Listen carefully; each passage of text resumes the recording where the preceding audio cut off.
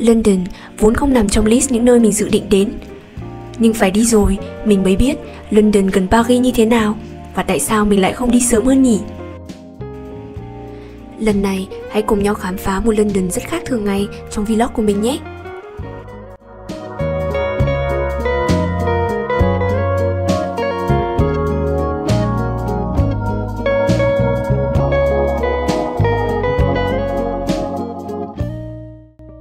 London, qua lời kể của những người mình quen biết, thì luôn u buồn vì sắc trời xám xịt, mây mù giăng lối khắp nơi. Vậy nên trước chuyến đi 3 tuần, mình đã kiểm tra dự báo thời tiết liên tục. Và một ngày trước khi đi, biểu tượng mưa đã tràn ngập nguyên cả tuần. Đem theo nỗi thất vọng về thời tiết, mình không còn háo hức về chuyến đi giống như mọi lần nữa. Phải nói ngày đầu tiên, London đón tiếp mình bằng những đám mây đen kịt và những con đường ẩm ướt. Nếu như mọi thứ chỉ dừng lại ở ngày thứ nhất, thì chắc mình sẽ không thích London một chút nào. Và nếu các bạn tưởng rằng cả vlog sẽ toàn chỉ ra những điểm xấu của thành phố này, thì không, các bạn nhầm to rồi.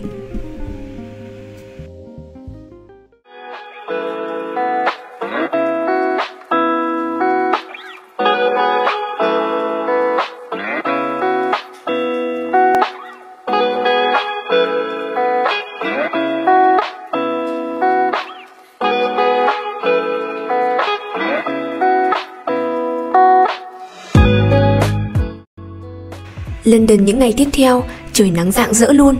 Mình vẫn luôn nói với bạn mình, đây như là điều kỳ diệu của chuyến đi vậy. Chắc ông trời đã nghe được lời cầu nguyện của mình.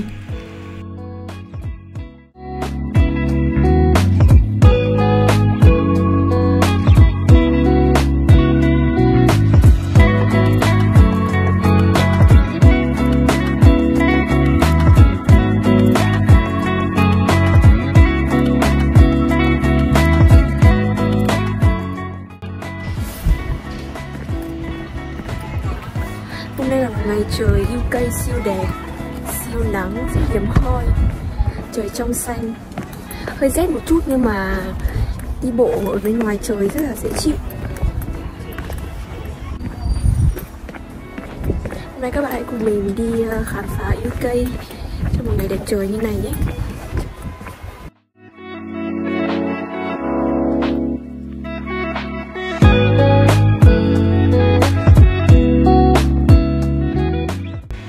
Mình ghé thăm London 3 ngày trọn vẹn. Trong đó 2 ngày mình quyết định sẽ đi hết các địa điểm nổi tiếng trong thành phố. Còn một ngày còn lại, các bạn thử đoán xem mình đã đi đâu nhé. Trộm vía tỷ lần là thời tiết rất ủng hộ mình.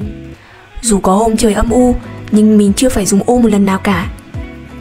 Và đi dạo quanh thành phố vào những ngày trong tuần là một ý tưởng vô cùng sáng suốt, vì không phải quá vất vả để có một bức ảnh vắng người ở những nơi nổi tiếng.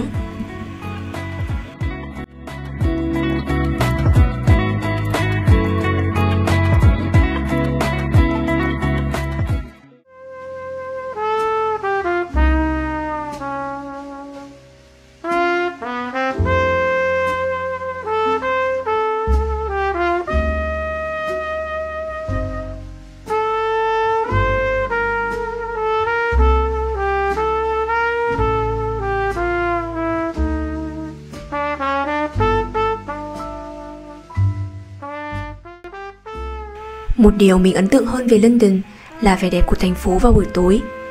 Thậm chí nhiều lúc mình còn thấy thành phố buổi tối trông còn rực rỡ hơn ban ngày lúc trời âm u đấy. Các con đường rực rỡ và có sức sống hơn hẳn. Piccadilly là nơi có những tấm biển quảng cáo lớn, trông như Times Square của New York vậy.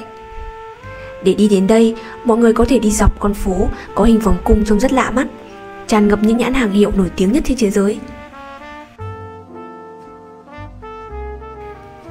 Trung tâm thương mại Harrods trông thì giống trung tâm Galeries Lafayette của Paris, nhưng phải bước vào trong mình mới thấy được sự hoành tráng của nó.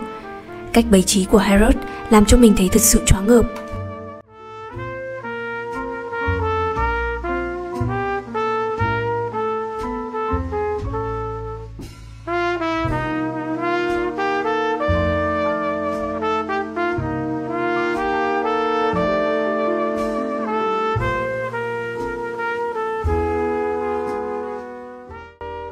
Sky Bar nằm trong Sky Garden là nơi có thể nhìn được cả thành phố từ trên cao.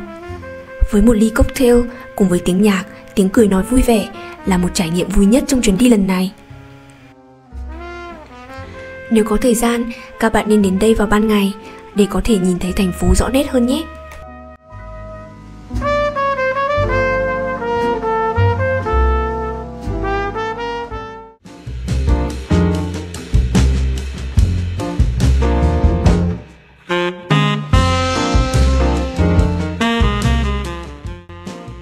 Bên cạnh những địa điểm phải đến như Big Ben, mình cũng muốn dành riêng phần này cho những thứ mình cảm thấy rất đặc biệt ở London. Như cái bút điện thoại này có mặt gần như ở khắp mọi nơi, và màu đỏ đặc trưng của nó luôn làm cho nó nổi bật ở mọi góc phố có nó.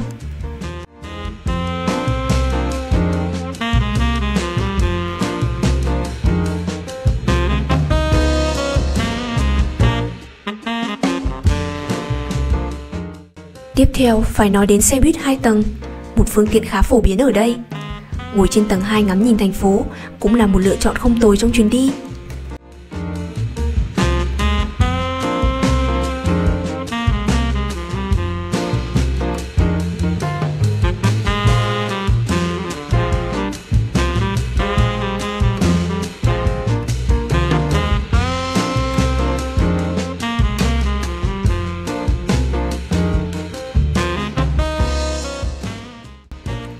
Kiến trúc các tòa nhà ở London khá đa dạng, mỗi tòa nhà một vẻ, mà đứng cạnh nhau vẫn rất hài hòa và đẹp mắt. Giờ xem lại trong điện thoại của mình, nhiều ảnh nhất không phải là Big Ben hay Tower Bridge, mà là các tòa nhà mình vô tình gặp khi đi dạo trên đường.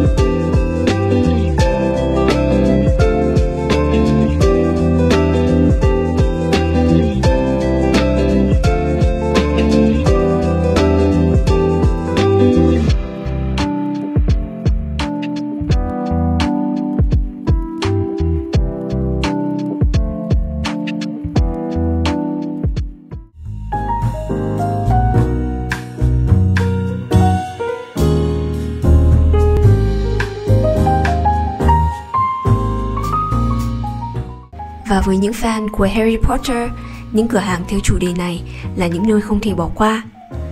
Đồ lưu niệm, áo, khăn mang dấu ấn của mỗi nhà được bày bán ở khắp mọi nơi. Và tất nhiên, giá cũng không hề rẻ một chút nào.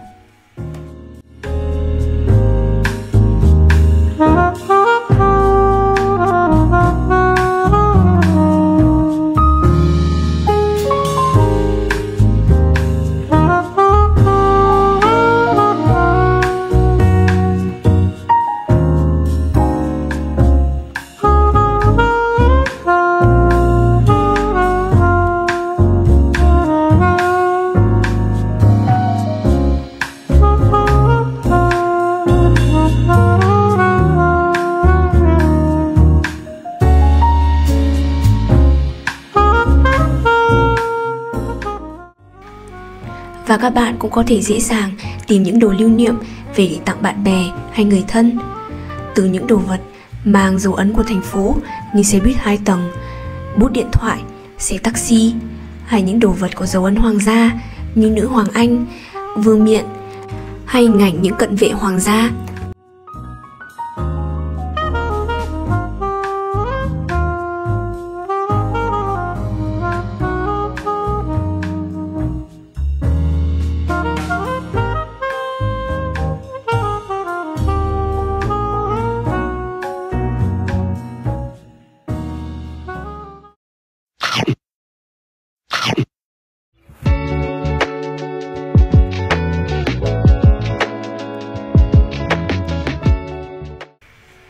Nói về khoản ăn uống thì có lẽ như mọi chuyến đi, bọn mình tiện sẽ mua gì đó thật nhanh để tiết kiệm thời gian.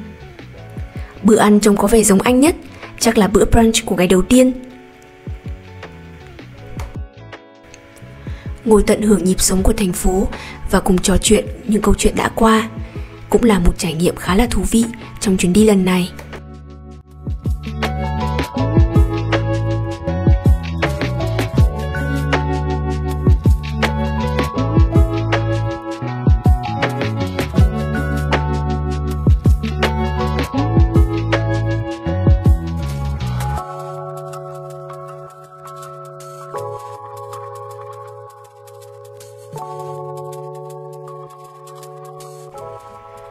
Văn hóa trà bánh ở của London làm cho mình khá ấn tượng với các cửa hàng với cách trang trí rất riêng. Và ngoài Paris ra, mình phải công nhận bánh ngọt của London khá là được đấy. Mình cũng hơi tiếc vì không được thưởng thức nhiều món ăn đậm chất Anh hơn, nhưng vì ít thời gian nên chúng mình ưu tiên tham quan nhiều hơn.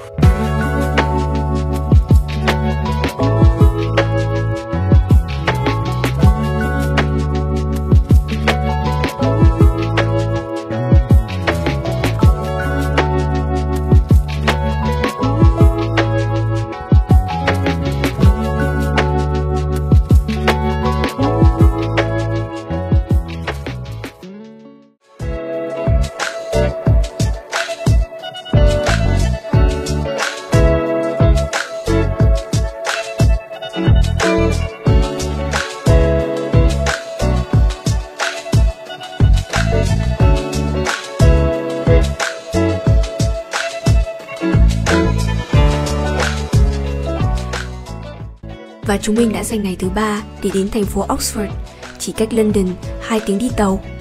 Một thành phố nhỏ, cũ kính và rất yên bình. Lúc đầu thì mình khá phân vân giữa hai thành phố Oxford và Cambridge. Cả hai thành phố đều nổi tiếng với những trường đại học danh giá. Đại học Oxford xếp hạng thứ 3 trong các trường đại học lâu đời nhất thế giới. Trước khi tới đây, mình đã tưởng tượng rằng sẽ được tham quan một ngôi trường lớn, bao gồm các tòa nhà bên trong như các trường đại học khác. Nhưng thực ra, Oxford bao gồm 38 trường đại học thành viên và mỗi trường đều có phù hiệu và trường học của riêng mình. Các trường học nằm gần nhau trong thành phố và mỗi trường học đều to lớn như một lâu đài vậy.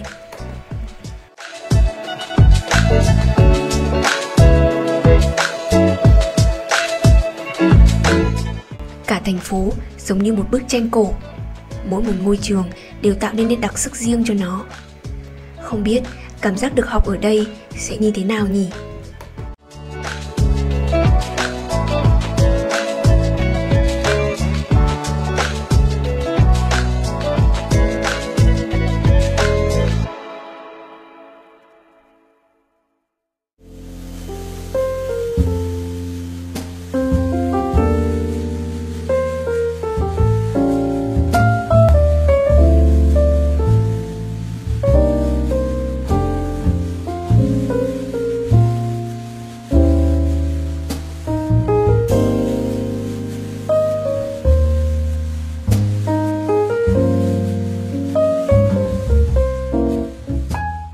Trường đại học New College là nơi cuối cùng bọn mình đến trước khi trời tối. Và bọn mình đã quên mất rằng mọi thứ ở đây đều đóng cửa lúc 5 giờ chiều.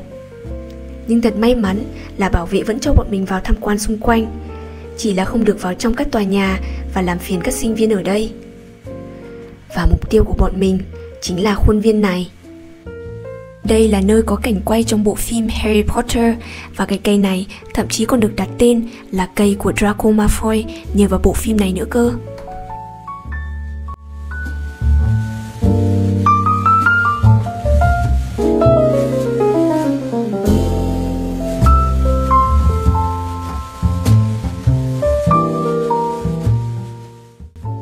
Kết thúc chuyến đi là sự mỏi mệt của đôi chân. Mình dành ngày cuối cùng để gặp bạn bè và trò chuyện nhiều hơn. Mình nhận ra London thú vị hơn mình đã tưởng từ trước. Mặc dù suốt thời gian đầu của chuyến đi, mình luôn cảm thấy giá cả của London đắt đỏ, người của London thì hơi lạnh lùng, cùng với sự thay đổi thời tiết đến chóng mặt. nhưng mình thu thập được rất nhiều ký ức đẹp và những trải nghiệm độc đáo ở đây. Chuyến đi đã diễn ra vô cùng suôn sẻ.